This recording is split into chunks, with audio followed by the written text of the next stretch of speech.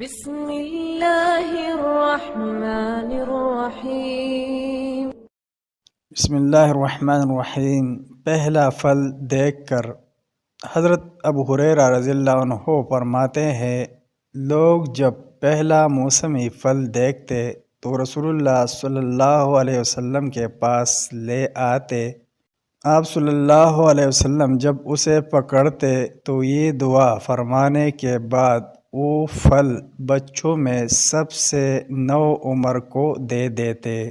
وہ دعا یہ ہے، اللہم بارک لنا فی ثمرنا وبارک لنا فی مدینتنا وبارک لنا فی ساعنا وبارک لنا فی مدنا۔